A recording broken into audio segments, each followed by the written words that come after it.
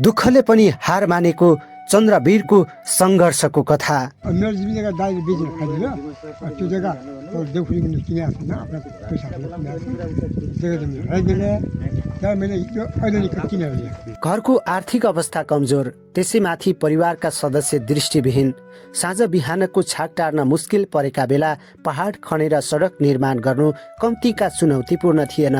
तर निरन्तरको सङ्घर्ष र मेहनतपछि चन्द्रवीर ओलीले 3 किलोमिटर सडक 3 वर्षमा निर्माण गर्न सफल हुनुभयो। बालबच्चा अन्त भइया बाटोघाटो छैन। अब यहाँ खमारी गएर माथि हरियाटी गएर हरियाटीबाट घुम्न त सकिन्न। त्यहाँपछि मैले यहाँ बाटो खोलेँ। त्यो ढङ्गार भन्नुहुन्छ कि यो जङ्गल भन्नुहुन्छ कि टन्नै छ। अब यहाँ बाटो निकास्न को ताकत छैन। पछि मैले के सोचेँ, अब यो गर्नु पऱ्यो, सानो बाटो ढिँड्नु पऱ्यो भनेर लाग्यो। लाग्दा यहाँ त बजी पनि खेलाएको थियो। 2 मिटर चाख्रो खेलाएको थियो। 2 मिटर खन्दाखेरि 2.5 मिटर 3 मिटरसम्म चाख्रो भएको छ। पछि आयो